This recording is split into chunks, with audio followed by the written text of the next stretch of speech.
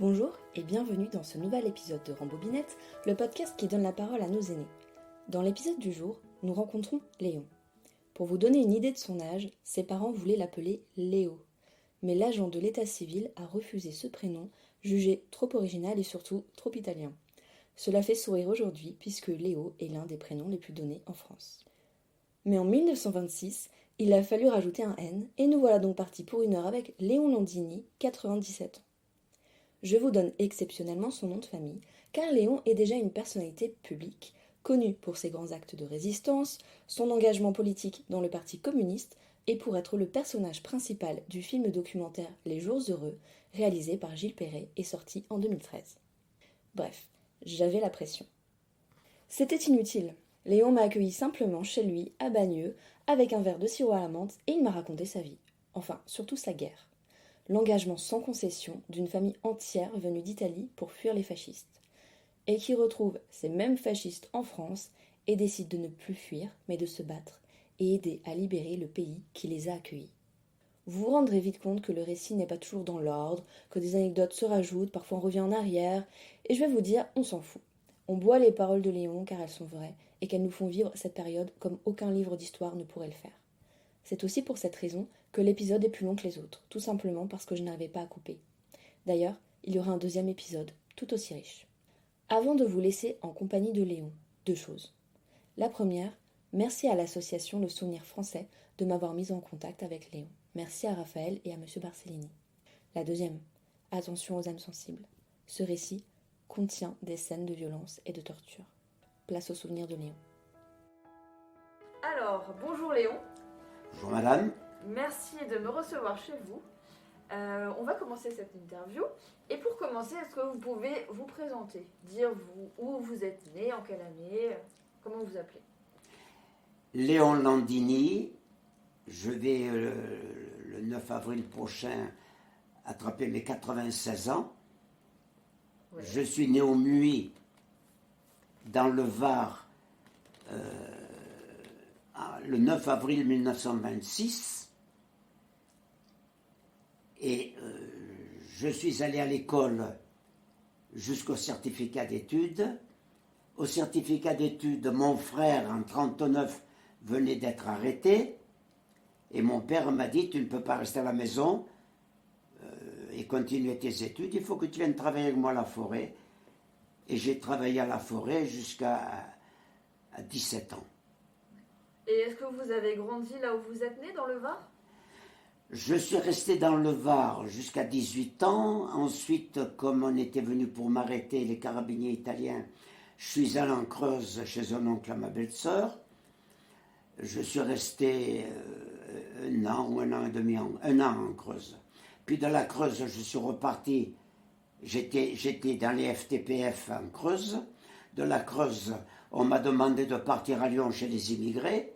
Étant d'origine, je parle l'italien comme le français. On m'a dit, j'ai dit, s'il faut partir, je pars.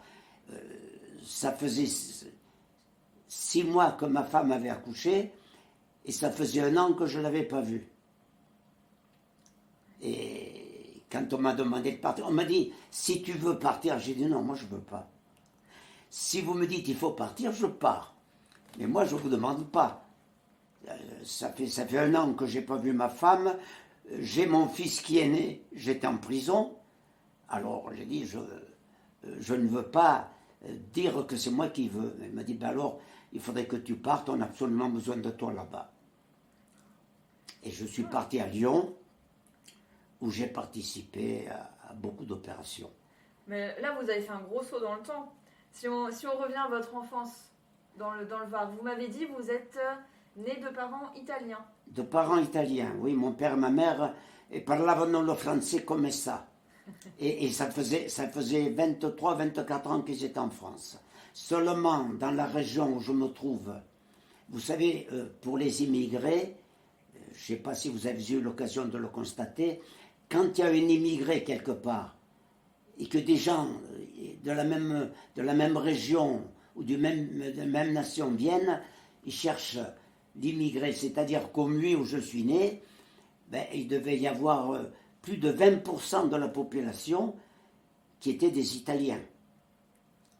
Et à l'école, quand il ne le faisait pas d'ailleurs, s'il y en avait un qui disait « sale macaroni va dans ton pays », il prenait la raclée et on était plusieurs à s'en occuper. On était tous soudés, les petits macaronis. Les petits macaronis. Et c'est comme ça qu'on les appelait à Saint-Raphaël. Là, j'étais au Muet, où je suis né. Et puis,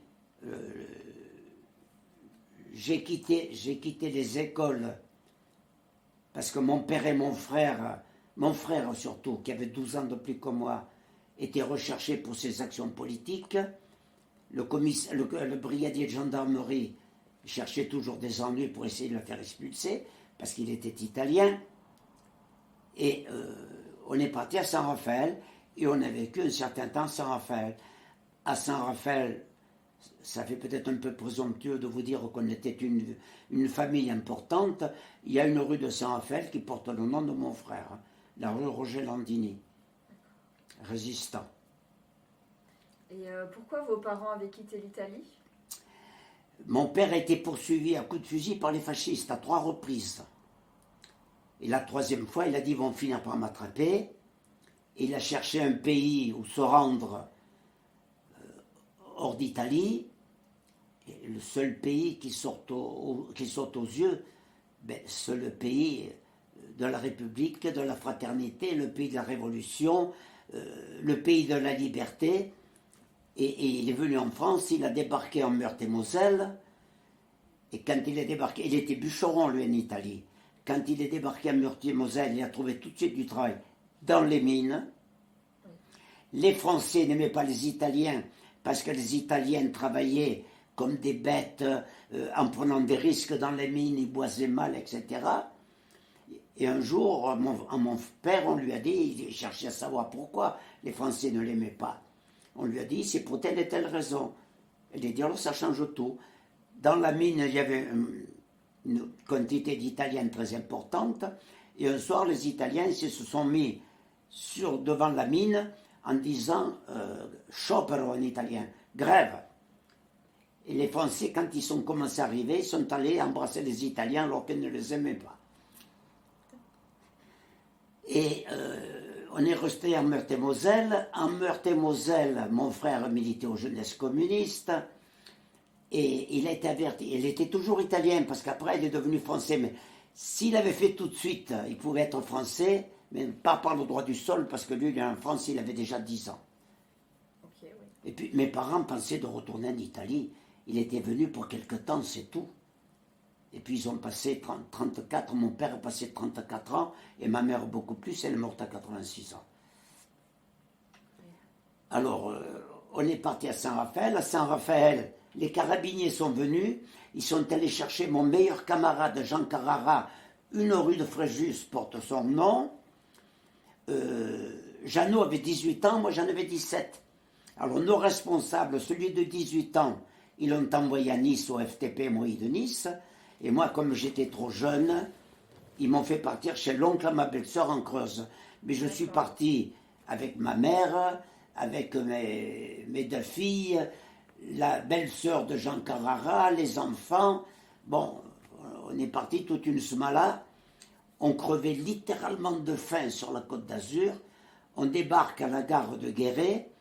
On va manger au buffet de la gare. Et avec des tickets, il fallait payer. Et puis à un moment donné, la serveuse, ma mère, lui dit, Madame, j'ai ma petite fille là qui aurait voulu encore un petit morceau de pain. Oh, ça ne manque pas, madame. Et apporte une corbeille de tranches de pain comme ça. On a dit, on est arrivé au paradis. De là, on est allé pendant très peu de temps, parce que ma sœur était partie avant nous. Son mari avait été arrêté. Et il a fait 20 et quelques mois de prison. Et il a été relâché à la condition exclusive qu'il ne retourne pas dans son département et qu'une famille française s'engage à l'abriter, à le nourrir. Donc l'oncle de ma belle-sœur, qui ne nous connaissait pas pratiquement, il s'est engagé et mon beau-frère est venu le premier.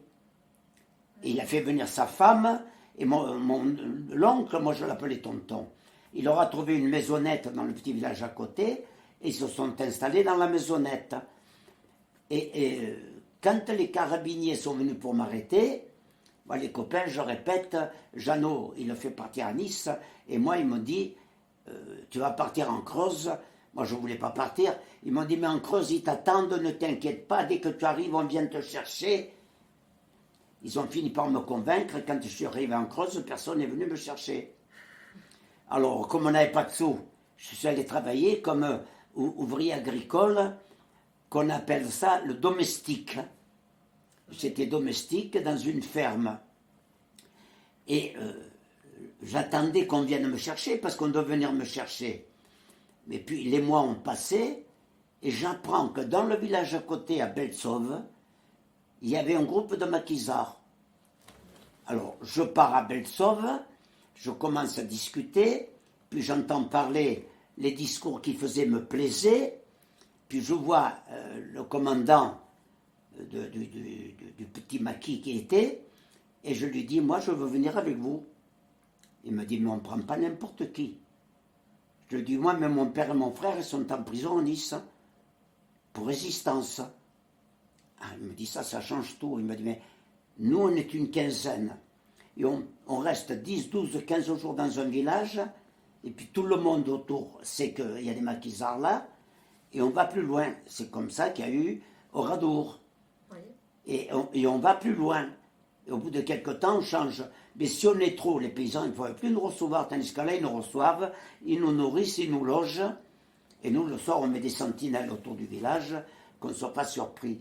Alors, moi, je suis parti avec ma mère et mon autre sœur, plus jeune que moi. On est parti dans un petit village qui s'appelle Le Monteil. Le Monteil, la route arrive au Monteil, puis il fallait faire demi-tour, et toute tortueuse. Ce qui veut dire qu'on était vraiment à l'abri. Si des véhicules arrivaient, on les entendait à 2 kilomètres de là. Et comme moi, je craignais d'avoir été recherché, j'ai dit, il faut qu'on soit prudent. Et puis, quand mon père et mon frère se sont évadés, ouais, je mélange un peu tout, mais tant pis, vous trierez dans le tas.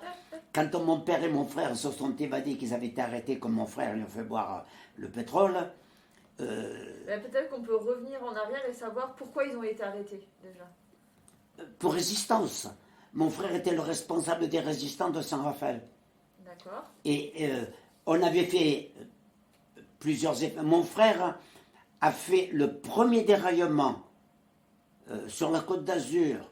Et un des tout premiers déraillements de France, c'est mon frère qui l'a fait avec un de ses camarades à la gare de triage de Fréjus-Plage. Ils ont fait avec une baramine tombée du rail 8 wagons dans la gare de triage. C'est-à-dire avec 8 wagons bloquaient toute la gare de triage. Okay. Et donc... C'était beaucoup d'actions de sabotage. Ça, c'était la première action faite. Ensuite, on en a fait d'autres d'opérations. Et après, c'est les Italiens qui ont occupé. Et quand les Italiens ont occupé, on a fait plusieurs opérations, dont une dans laquelle j'ai participé. On a mis des bombes dans un endroit où se trouvaient des Italiens. Il y en a eu deux blessés gravement. Mais auparavant, on avait mis, alors on était plusieurs là. Jeannot et moi, mon meilleur copain, on est allé déposer la bombe dans un restaurant, le restaurant Bellevue, à Saint-Raphaël, où se trouvaient 195 chemises noires qui faisaient un repas. Les chemises noires, c'est donc des soldats fascistes, italiens fascistes. Les fascistes. Fascistes, d'accord. Habillés avec la chemise noire, en tenue.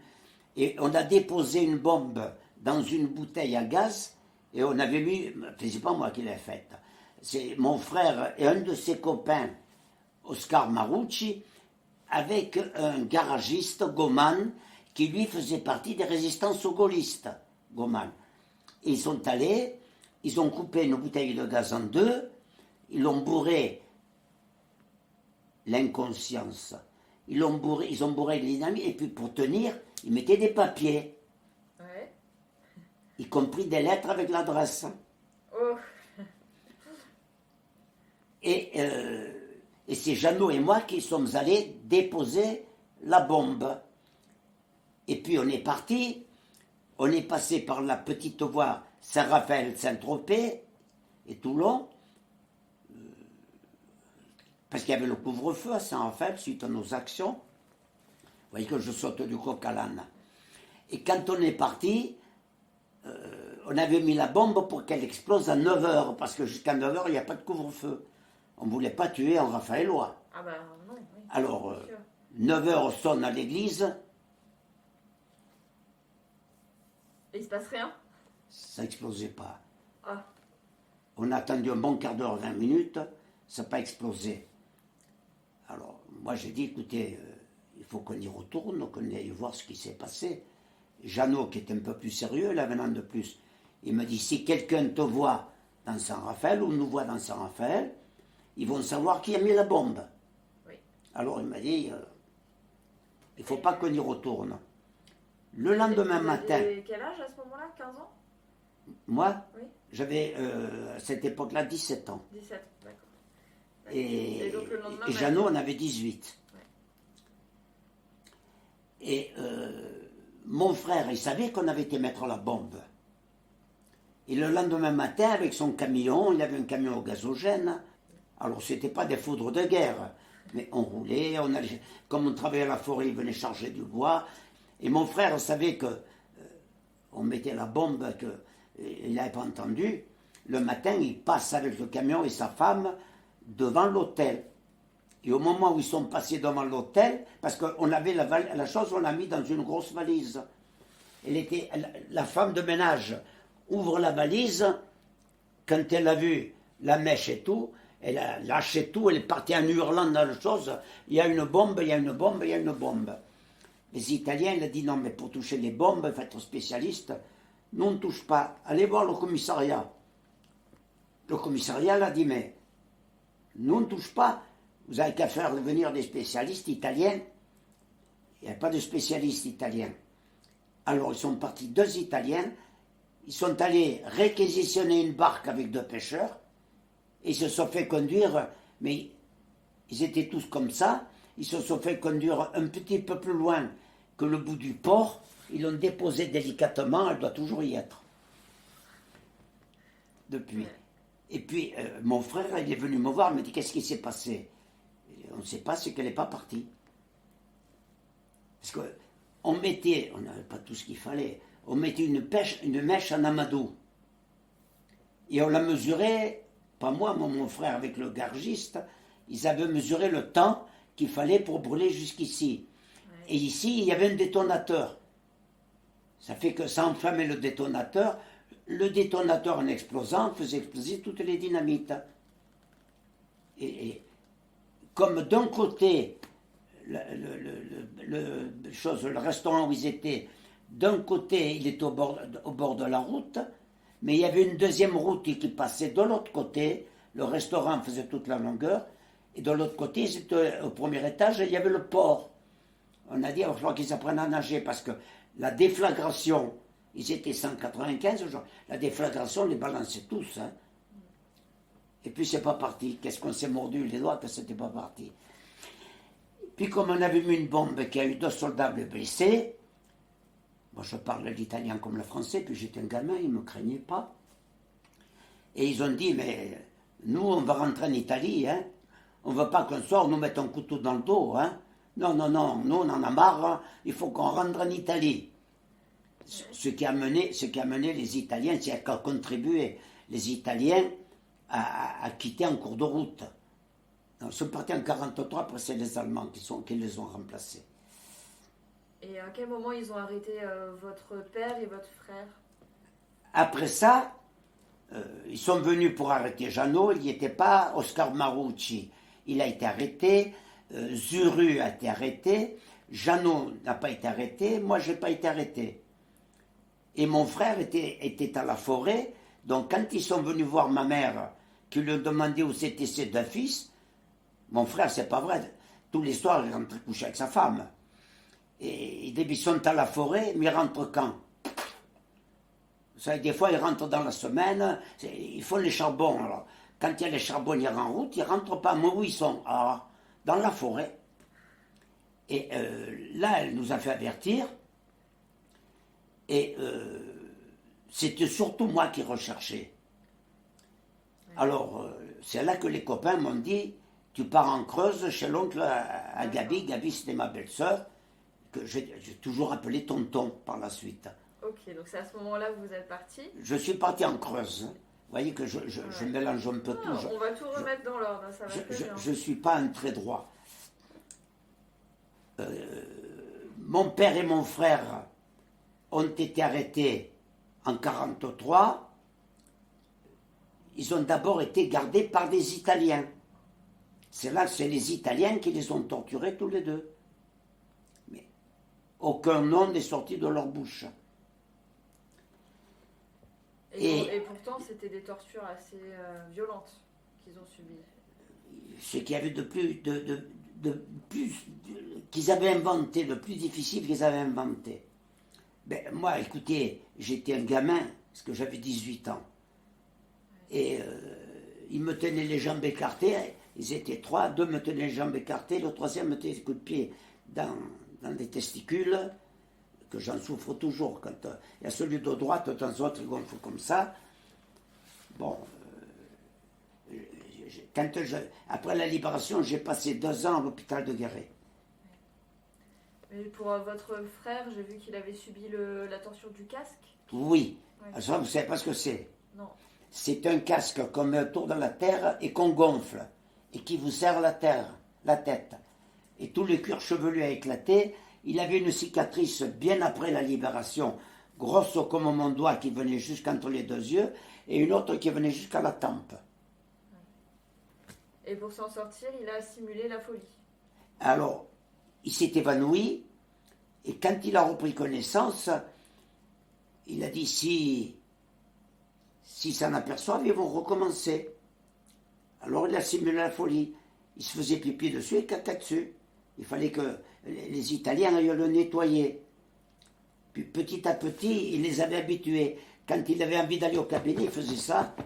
Oh, vite, vite, vite, sinon il va encore se chier au pantalon, celui-là.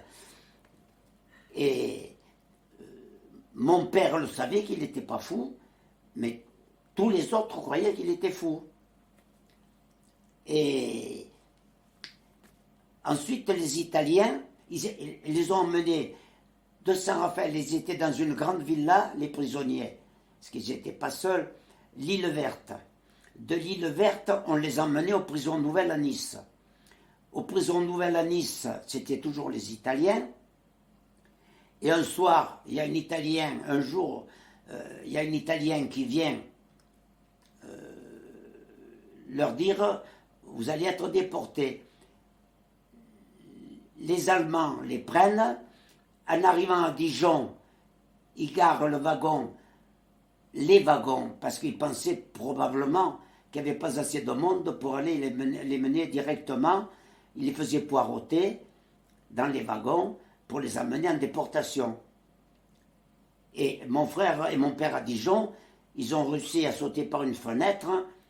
Ils sont allés à la gare, ils ont bu un verre. Mon frère parlait, il est venu à 10 ans, il parlait comme moi. Ils ont commandé un verre, puis mon frère, il dit aux garçons, ils veulent nous emmener en Allemagne, nous on ne veut pas y aller. Est-ce qu'il y aurait un moyen de... Oh non, non, non, ne me parlez pas de ça, moi. Hein. Moi, je ne veux pas de complications, foutez-moi la paix, ne me parlez de rien. Quelques minutes après, arrive un cheminot, il dit, vous, est-ce que vous voulez aller? Il avait bien parlé à quelqu'un. Il dit, on va aller à Saint-Dizier-les-Reines en Creuse. Saint-Dizier-les-Reines se trouvait sur la grande ligne Paris, Lausanne, je ne sais plus, ouais, Lausanne-Bordeaux, ouais. Mais voie unique. Alors, de temps à autre, il y avait des choses comme ça pour que les trains puissent passer. Et à Vieilleville, il y avait un passage comme ça. Et ils avaient arrêté les wagons là-dessus. Et quand ils ont arrêté les wagons là-dessus, moi je suis allé à plusieurs reprises ouvrir les wagons pour faire sortir la volaille, parce que les cochons, les porcs, les bœufs, ils venaient réquisitionner ça. Alors on ouvrait. Alors là, vous voyez, je saute, c'est vraiment fatigué. J'ai honte de fois de tout mélanger. Il n'y a pas de mal. Ben oui, mais moi, ça me gêne. Parce qu'avant, je ne faisais pas ça. Et ils ont été amenés, donc, à Nice. À Nice, le cheminot les a pris. Oui. Et ils sont passés 6 jours avec des cheminots d'un train à l'autre. Ils ne savaient plus où ils étaient, plus rien de tout, ni où s'étaient arrêtés. Les cheminots leur parlaient à peine. Ils partageaient leur casse-croûte alors qu'ils crevaient de faim avec ces deux, dont un parlait très mal le français. Et ils les ont amenés, alors je vous parlais de la voie, ils les ont amenés, la voie faisait Bourganeuf sous-préfecture et rejoignait la grande ligne. Alors, c'était entre la grande ligne Vieilleville et Bourganeuf que le train s'est arrêté à Saint-Dizier-les-Reines. Là, ils sont partis. Mon frère était déjà venu une fois en camion pour chercher des pommes de terre chez l'oncle. Et ils sont partis chez l'oncle. Que vous appeliez tonton. Hein? Celui que vous appelez tonton. Oui, celui que j'appelle tonton. Et quand ils sont partis chez l'oncle, la femme à mon frère et ses 2 enfants étaient chez l'oncle. Alors, ils sont arrivés, et Roger, le fils de tonton, mon cousin, il a pris le vélo, il est venu au maquis me chercher. Mais entre-temps, Radio Londres avait annoncé qu'ils avaient été fusillés. Ah, vous pensez qu'ils étaient morts? Eh oui. Ah. Et vous pensez, quand la famille s'est réunie, c'était la fête. Mais, par précaution, ils sont partis dans un autre village, la cousine de l'oncle, où ils sont restés un certain temps. Et puis après, ils sont revenus. Pomerol était là, et Pommier était là. À Pommier, il y avait une route comme ça, et la route comme ça. Mais celle qui montait là, je vous l'ai déjà dit, s'arrêtait, il fallait faire demi-tour. Alors il s'était arrêté en bas, parce qu'il a dit, on ne sait jamais, je suis allé voir le maire nommé par Vichy, qui en même temps, au nom de Vichy, faisait les réquisitions des animaux. Il savait où se trouvaient tous les jeunes Lorrains qui avaient quitté la Lorraine pour ne pas partir travailler en Allemagne. Oui. Et s'il avait voulu les dénoncer, il pouvait les dénoncer, pas mal de choses, il n'a rien dit. Et moi, je suis allé le voir, je lui dis, je voudrais vous demander un service. Il fallait avoir du culot, hein. Il me dit, qu'est-ce que tu veux, mon petit? Je voudrais que vous me fassiez 2 fausses cartes d'identité pour mon père et pour mon frère. Mais il me dit, mon petit, ils sont en prison. J'ai dit, non, ils ne sont pas en prison. Ils sont au Monteil. Je dis, oui, ils sont au Monteil. Avec la femme, ils sont en haut, et les enfants. Mais là, ça change tout. Je m'en occupe. Porte-moi 2 photos. Je porte les 2 photos, je m'en occupe. Quelques jours après, il m'appelle, il m'a dit, voilà, les 2 cartes d'identité, elles ne sont pas fausses, je les ai faites enregistrer à la préfecture. Donc, ils ont 2 vraies cartes d'identité. Ils ont attendu encore quelques temps pour savoir s'ils n'avaient pas parlé après, les flics, le maire. Il n'y a jamais eu d'ennui, et ils sont revenus. Et c'est là qu'on est venu chercher mon frère, le premier, pour partir à Lyon, que je vous ai disais. Et quelques temps après, moi j'avais pris de là, j'avais pris relation avec Belle-Sauve, où se trouvaient les maquisards. Et je commençais à faire des déraillements avec eux. Et surtout, ce qu'on faisait, quand les wagons se croisaient, ils arrêtaient des wagons en Vieilleville pour finir de les charger de bétail. Et il y avait 2 gendarmes qui gardaient les wagons. On arrivait, on désarmait les gendarmes, et on ouvrait les portes, on faisait sortir le bétail. Mais quand il y avait des wagons avec du bétail, les paysans le savaient. Ils étaient tous derrière le volet, attendre qu'on aille ouvrir la porte au bétail. Ramasser dedans le matin. Il n'y avait plus une vache, plus un cochon dehors. Où ils étaient partis, Dieu seul le sait, il n'en était pas sûr encore. Alors voilà comment ça se passait en Creuse. Et c'est pour ça, quand on me dit, j'ai fait une lettre d'ailleurs là-dessus, une femme qui parlait de la résistance, elle a dit, on dit qu'il y a eu 8000 résistants en France, mais c'est faux. Non, 8% de résistants français, mais c'est faux. Il n'y en a jamais eu autant. Il y en a eu, elle a dit un chiffre que je ne me rappelle plus. Et moi, je lui ai écrit, mais ça c'est après la libération, hein, je lui ai écrit en disant que quand on ne sait pas quelque chose, on se tait. Comment pouvait-elle dire le nombre de résistants? Le seul moyen qu'elle a pu donner ce chiffre de 8%, c'est ceux qui se sont fait inscrire au ministère à Barcellini. Ils se sont fait inscrire chez Barcellini. Il n'y a que comme ça qu'elle peut donner ce chiffre. Mais j'ai dit, dans ceux qui se sont fait inscrire chez Barcellini, il y en a qui n'étaient pas résistants, et il y a des quantités d'autres résistants qui ne sont pas inscrits. Par exemple, les Espagnols n'étaient pas dans la résistance française, c'était les brigades espagnoles. Et eux, ils se réservaient pour retourner en Espagne. Et pour malheureux, il y en a beaucoup qui ont laissé la vie. Dès qu'ils sont rentrés, les Espagnols les attendaient. Et aïe aïe. Vous voyez elle a mis ce chiffre de 8%. Qui, 8%. Et moi, je lui dis que quand on ne sait pas, on se tait. Mais lorsque je dis que qu'appelle-t-on résistant? Est-ce que le maire, qu'après la libération, là, que j'aille dire à des petits jeunes, des petits cons, que s'ils retournaient tourner des coups de fusil en l'air devant le maire, moi je leur tirais dans la figure, j'avais sorti le revolver, j'avais toujours le revolver sur moi. J'ai dit, une balle dans la tête. Il n'y a plus jamais eu personne qui est allé chez le maire. Mais c'était des jeunes du coin qui n'avaient jamais fait de résistance. Ils étaient résistants, ils étaient venus après la libération en mer de le maire. Et mais tous ces paysans qui ont caché des maquisards, ils risquaient comme un oradour. Ouais. Est-ce qu'ils sont résistants ou non? Non, ils ne se sont jamais fait inscrire comme résistants. Et pourtant, c'est bien de la résistance qu'ils avaient fait. Mais ma mère a refusé que je lui fasse faire la carte de résistant, alors que nous, à Saint-Raphaël, tous les militants résistants des chefs venaient chez nous. Quand on n'y était pas, dans le jardin, il y avait des pots de fleurs. La clé de la maison était sous un pot de fleurs. Ils ouvraient la porte, s'il y avait quelques morceaux à manger et grignoter, et puis se couchaient dans mon lit, parce que des fois, ils n'avaient pas dormi de la nuit. Et ils se couchaient dans mon lit. Moi, quand j'arrivais, je trouvais un gars qui était couché chez moi. Mais moi, j'ai une question, du coup, c'est pourquoi vous vous êtes engagé dans la résistance? Mon père en particulier avait fait l'Italie parce qu'il avait créé la section communiste dans son village. Oui. C'est pour ça qu'il était poursuivi à 3 reprises.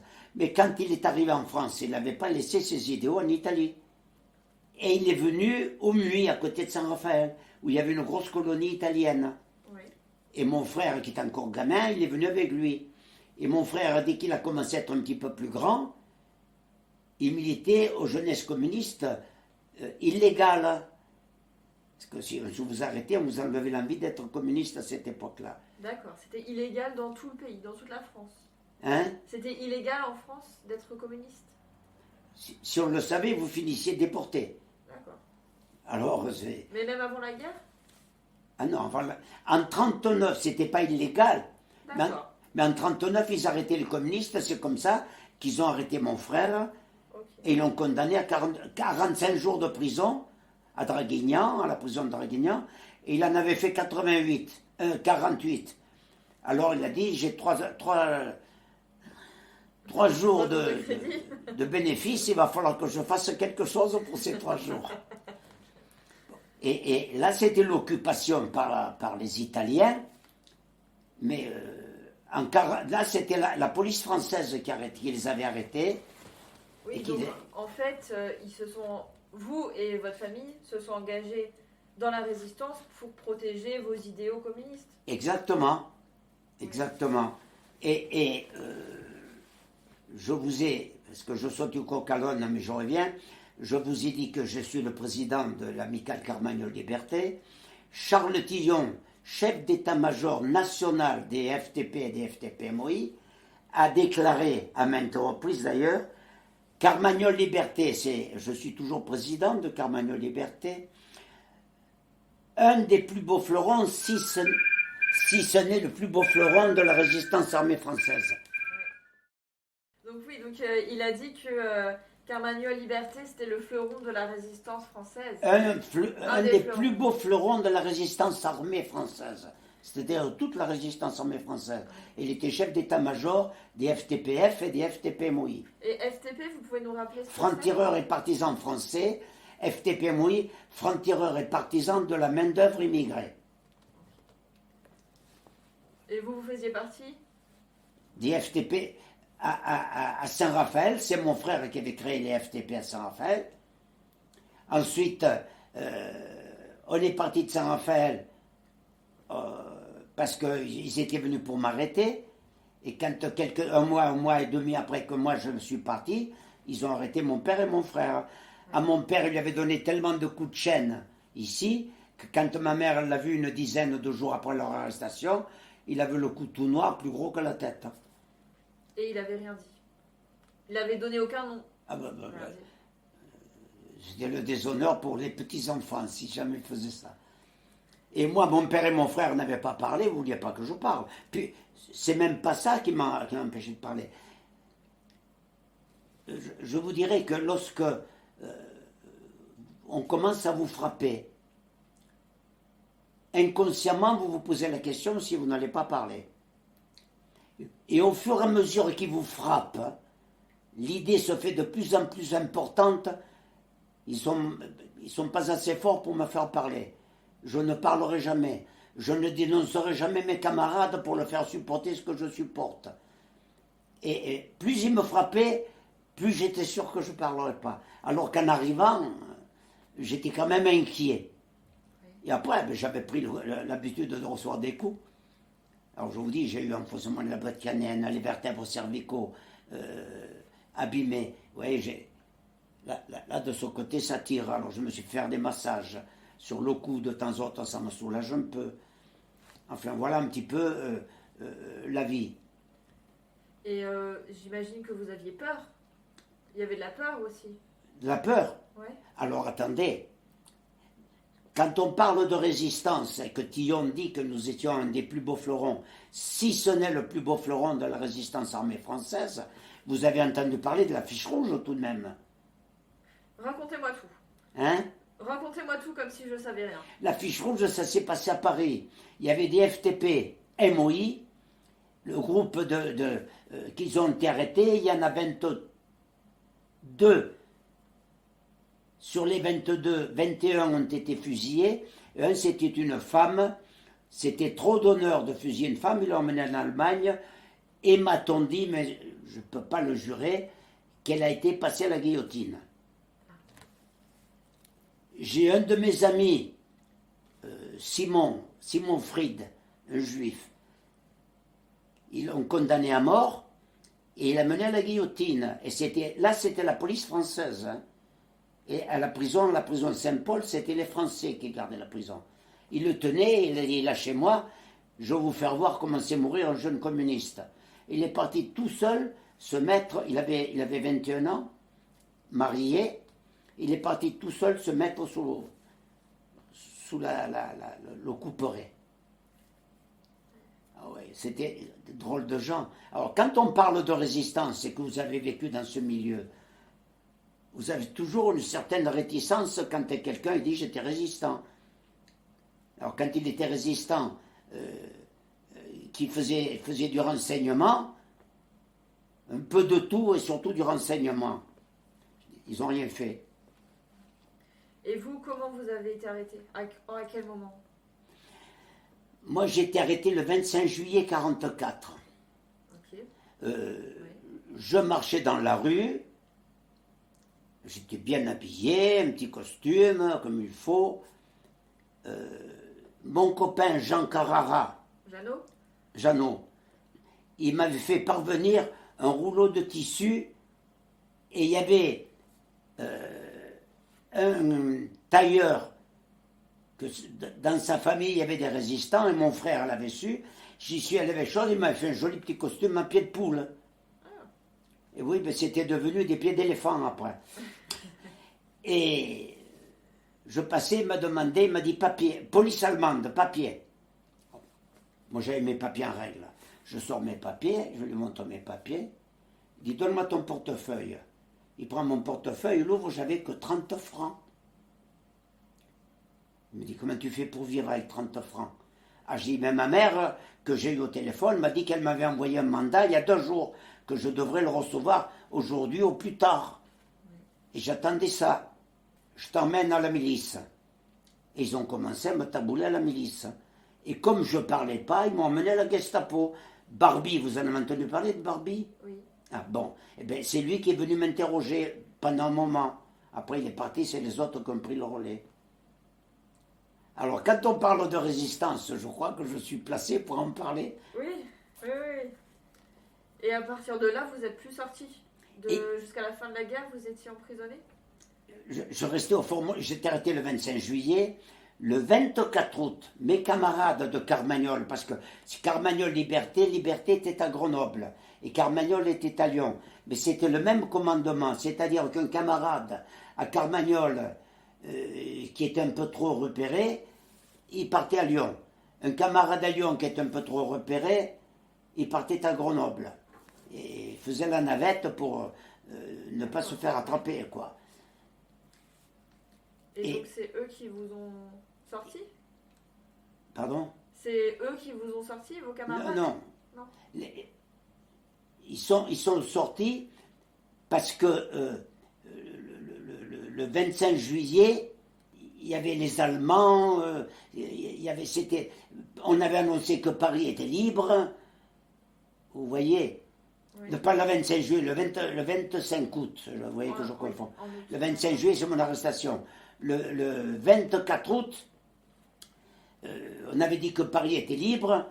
Alors ce jour-là, on avait 5 copains qui étaient à la prison française. Et ils sont partis les armes à la main pour aller libérer les copains. Mais ils ont dit on ne rentrera jamais dans la prison. Il y avait un garage à côté de Villeurbanne. Ils sont allés au garage pour prendre un camion de la police. Ils ont dit quand on va se présenter au portail, un camion de la police, ils vont nous ouvrir. Et quand on sera dedans, on fera la loi. Ils sont arrivés au garage, les garages étaient fermés. Alors ils ont hésité un moment, et ils avaient le fusil, il y a même un fusil mitrailleur qu'on avait récupéré, c'était l'arme la plus grosse que nous avions. Alors il y avait des mitraillettes, mais les armes, on les avait récupérées sur les Allemands qu'on abattait. Les premiers revolvers qui ont été pris, c'était pas moi j'étais pas encore là, ils les ont pris sur les flics, après ils avaient disparu, ça se produisait trop souvent, qui faisaient la circulation. Il en arrivait un avec un revolver, passé, un morceau de bois passé, on aurait dit un vrai revolver, l'autre qui lui appuyait le doigt dans le dos, on lui prenait le revolver, et puis on lui disait, si jamais tu vas raconter que tu nous connais, on te descend. Tu parles. Et les copains sont partis avec un revolver. C'est comme ça, les premiers revolvers qui sont entrés, oui. Qu'on a commencé à faire. Ah ouais, et donc là, ils étaient armés, ils avaient un camion, et ils ont essayé de rentrer. Non, pas un canon, un fusil mitrailleur. Ça n'a rien d'un canon. Un camion? Hein? Un camion? Ils allaient chercher un camion. Ils allaient chercher un camion, n'est-ce pas, avec lequel ils espéraient rentrer dans la prison. Oui. Où Simon Fried était quand on l'a guillotiné. Oui. Et ils étaient là, ils piétinaient un peu. Il y a un chemin de fer qui surplombait la voie. Il y avait des Allemands, quand ils ont vu des hommes en armes avec le brassard, ils avaient passé la nuit à se faire des brassards FFI, FTP. Ils ont ouvert le feu. Un copain de Nice, on l'appelait Édouard, mais il s'appelait Otavi de son vrai nom, Jean Otavi, c'était un Corse. Il a reçu une balle sous le genou, les copains l'ont amené à l'hôpital et on lui a coupé la jambe à 20 ans, on lui a coupé la jambe ici. Et les copains se sont repliés. Quand ils sont arrivés sur Villeurbanne, les gens ont commencé à sortir en criant le maquis est là, le maquis est là. Ils étaient une douzaine de grands maquisards. Et ils les ont amenés à l'hôtel de ville. Alors, quand ils sont arrivés à l'hôtel de ville, celui qui commandait ce petit groupe, Henri Kricher de son véritable nom, on l'appelait l'amiral. L'amiral, c'était pas. Quand vous venez, on vous donnait un numéro de matricule et un nom. Lui, on lui avait donné le nom d'André. Mais il y en avait qui l'avaient connu quand ils étaient. Comment ça s'appelle quand les jeunes, ils allaient ensemble faire du canoë? Je sais pas, les scouts. Non, c'est pas les scouts, mais enfin, si vous voulez. C'est pas les scouts. Et il y en a qui le connaissaient, et quand on l'appelait André, il ne répondait pas. Et quand on l'appelait l'amiral, parce que comme il gueulait toujours, les autres, pour se foutre de lui, il l'appelait l'amiral. On l'appelait l'amiral, il répondait.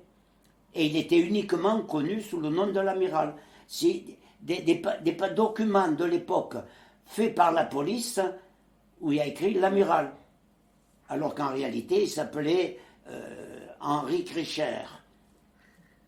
C'est lui donc. Alors quand il est arrivé à la mairie, il y avait des centaines et des centaines de Villeurbanais sur la place. Donnez-nous des armes, donnez-nous des armes. Alors il a envoyé un agent de liaison chez le commandant régional, Lefort, qui était nom de guerre, en lui disant qu'est-ce qu'on fait. Lefort lui a renvoyé en disant attends, je vais demander au colonel qui commande toute la zone sud ce qu'il faut qu'on fasse. Et lorsqu'il est revenu, c'était Norbert Kugler, de son véritable nom, un Allemand qui avait fait les brigades internationales. Et c'est lui qui avait créé Carmagnole, et qui n'a jamais été décapité ni infiltré, Carmagnole. Norbert Kugler savait, d'après les renseignements, que les gaullistes interdisaient aux résistants venant d'ailleurs de pénétrer dans Lyon. Ils les ont empêchés et aucun secours n'est venu. Alors Norbert Kugler, Albert, on l'appelait le colonel Albert, a envoyé quelqu'un chez l'amiral en lui disant il faut renvoyer les gens chez eux parce que vous n'aurez personne qui viendra vous aider. Alors il est monté à la terrasse de la mairie en disant, vous savez, il faut rentrer chez vous, on n'a pas d'armement, mais il y en a qui sont venus, ils avaient désarmé la gendarmerie et le commissariat, quelques vieux fusils qu'ils avaient cachés pendant la guerre, ils ont commencé à sortir avec les armes. Alors mon frère a demandé à nouveau à Lefort, j'ai beau leur dire de partir, plus je dis de partir, plus il en arrive. Qu'est-ce qu'on fait? Il a dit, écoute, fais monter des barricades. Ils ont fait monter des barricades. Les Allemands ont envoyé 3 blindés pour voir ce qui se passait. 2 ont été incendiés. Je ne sais pas comment ils se sont démerdés. Moi, j'étais en prison, je n'ai pas vu. Je vous répète, croyant, convaincus, il y avait 2 chars de brûlés. Ils ont dit, les Alliés sont arrivés là, il vaut mieux qu'on évacue. Et ils ont évacué Montluc. Alors, on entendait ça pétarader autour de Montluc, parce qu'il y a eu des coups de feu, les camarades contre des Allemands, etc. On se disait, c'est de la libération, c'est de la libération. Et puis à un moment donné, comme j'étais le plus grand, le plus gros, le plus fort, le plus maigre, ils m'ont soulevé, il y avait une lucarne grande à peu près comme la télévision, là, avec des barreaux, 7 barreaux, je ne les ai jamais oubliés. 7 barreaux, j'ai mis mon nez à travers, il y avait une baraque en bas où on avait parqué les Juifs comme les moutons. Et nous, on était 9 dans la cellule, il fallait qu'on dorme comme ça, et un qui reste debout parce qu'on ne pouvait pas tous se coucher en même temps. Des punaises et des poux, on passait la journée à s'écraser les poux dans nos poils. Et on vous faisait sortir le matin pour aller vous laver la main, les figures et boire, parce que dans la journée, vous n'aviez plus à boire, au mois de juillet. Parler d'une punition. Enfin, le 24 août, les camarades, ils ont tenu 3 jours l'insurrection à Villeurbanne, mais quand ils ont reçu les directives. Foutez le camp, vous allez vous faire massacrer les habitants. Et ça, on ne peut pas le faire. Partez. Alors les copains, ils ont dit, bon, ben débarrassons les barricades et partons. Et moi, dans ma cellule, je sors le nez à travers les barreaux, je vois un vieux monsieur avec une barbichette, là, et il avait un trousseau de clés. Il dit, je suis le général Untel, j'étais en prison avec vous. Les Allemands m'ont remis la clé, mais je leur ai donné ma parole que je n'ouvrirai que dans 1 heure. Moi, avec ma délicatesse habituelle, je dis, oh Barbette, si tu n'ouvres pas, on enfonce la porte. Et puis, je n'ai pas attendu qu'ils répondent, j'ai commencé à donner des coups de pied dans la porte. Pour uriner de toute la journée et de toute la nuit jusqu'au lendemain matin, on avait un pot comme ça en ferraille. Imaginez dans une cellule où on est plusieurs, avec la merde toute la journée, au mois de juillet. Alors, moi je tapais des coups de pied, et en prison avec nous, il y avait un Russe blanc, un Russe qui avait fui la Russie, au moment où les Rouges ont pris le pouvoir. Alors il me dit, ça tu vois, tu y arriveras jamais. Il est allé dans un coin, il a vidé toute la merde. On avait une couverture qu'on ne touchait jamais, parce qu'elle grouillait de poux et de punaises. Il a prise, il a mis dans le chose, il m'a dit, avec ça tu vas enfoncer ta porte. Et j'ai commencé à taper dans la porte. Et toute la prison a commencé à taper dans les portes. Alors, j'ai réussi à faire un trou, j'ai sorti la tête pour voir s'il y avait des Allemands, parce que j'étais au 3e étage. Ils n'y étaient pas, j'ai fait un trou assez grand, mais on avait entendu marcher des marteaux-piqueurs. Et le Russe blanc m'avait dit, avec l'accent russe, il m'avait dit, tu sais, ils minent la prison, et quand ils partent, ils nous font tous sauter dedans. Moi, dès que la porte a été cassée, je suis descendu, il y avait déjà plein de gars qui avaient cassé la leur. Je suis arrivé dans la cour, ils étaient tous en conversation, là. Moi, j'ai dit, non, on ne reste pas là, s'ils ont miné. Je suis sorti, et puis je me suis éloigné. Il est arrivé un camion allemand. Et je me suis éloigné assez loin, je regardais. Et le camion allemand, en voyant que ce qui se passait dans la prison, ils ne sont pas rentrés, ils ont fait demi-tour, ils sont partis. Alors moi, je suis revenu, et je suis parti où j'avais une chambre à côté de la place Mon Plaisir.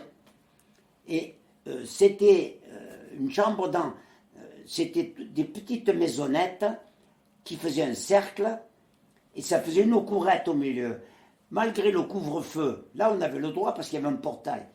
Malgré le couvre-feu, le soir on restait à bavarder, eux restaient à bavarder dans la courette. Moi, j'allais faire des déraillements, ils ne me voyaient pas d'eau toute la nuit. Ils se doutaient bien qu'il y avait quelque chose, mais ils ne savaient pas, un gamin comme ça. Ils ne pensaient pas ce que je faisais. Et quand je suis arrivé, avec le Marseillais, mais d'où tu viens? Ben, j'ai dit, je viens de sortir du Fort Montluc. Oh, mon pauvre petit, qui m'a apporté un petit bout de saucisson comme ça, qui m'a apporté un petit bout de pain, il m'a apporté des bricoles. Mange, mon petit, mange. Bon, mais j'ai dit, mais qu'est-ce qui se passe? Il me dit, il y a l'insurrection à Villeurbanne. Alors j'ai dit, je pars, je vais à Villeurbanne. Il me dit, non, mais attends, demain matin, de nuit, tu risques de te faire tuer avant d'arriver à Villeurbanne. Alors, le lendemain matin, au lieu d'aller à Villeurbanne, parce que je ne sais pas où c'était, je pars et je vais dans une famille, et cette femme qui m'a dit, tu n'as pas parlé, Étienne le disait. Oui. Je suis allé chez elle, je ne sais pas si je vous l'ai dit, quand je suis arrivé à la porte, elle me voit dans un état lamentable, elle me dit, vous désirez, monsieur? Et quand je lui dis, mais Madame Palomares, elle m'a sauté au cou, elle sanglotait, elle m'embrassait, elle me disait, Étienne, elle dit que tu ne parlerais pas. Et moi, j'ai dit, je vais partir à Villeurbanne. Elle me dit, non. Elle m'a dit, je suis sûr qu'Étienne, il sait qu'il y a des gens qui sont libérés. Il était sûr que tu parlerais pas, mais il était sûr aussi que si tu sortais de prison, tu venais directement à la maison, là. Alors, t'inquiète pas, il va venir. Et peut-être 1 heure et demie après, Étienne est arrivé. Bon, là aussi, il m'a sauté au cou. Mais au maquis, ils avaient fait l'oraison funèbre. Ils avaient mis le drapeau en berne. Et ils ont découvert ce jour-là, à part l'état-major, les autres ne le savaient pas, que j'étais le frère du commandant du maquis. Ils avaient une de mes photos, m'a-t-on dit qu'ils ont fait circuler ma photo et que tout le monde pleurait. Ah ben, je dis, c'est parce que tu devais être si moche ou peut-être beau. Et finalement, vous êtes toujours là. Hein? Et finalement, vous êtes toujours là à 96 ans. 95, je termine le 9 avril, 96, j'attaque. Ah, voilà. Et enfin, qu'est-ce qui s'est passé après pour vous à la fin de la guerre? Alors, on est reparti à Villeurbanne, hein, ensemble. Et il m'a dit, ben, on va aller à l'état-major. J'arrive à l'état-major, devant la porte de l'état-major FTP, et MOI, il y avait une fille avec une mitraillette sur les bras. Alors moi, je la pousse pour passer, elle me dit, elle m'a vu tellement sûr. Elle me dit, non mais, qui tu es, toi? Je dis, moi, je suis Léon. Léon, le mort? J'ai dit, si j'étais mort, je ne serais pas là. Elle part en courant, en criant, Léon est de retour, Léon est de retour. L'état-major, ils sont arrivés en courant, il y en a un qui est sorti pieds nus pour venir m'embrasser. C'est pas possible que tu sois survivant et nous qu'on a porté le deuil, mais tu te rends compte? J'ai dit, écoute, les Allemands, ils ont eu la gentillesse de me laisser vivre. Voilà un petit peu comment je suis sorti de prison. Nous arrêtons cette première partie de l'histoire de Léon ici, avec un Léon libre et heureux de retrouver ce qu'il aime. Je vous donne rendez-vous dans 2 semaines pour la suite des aventures de Léon.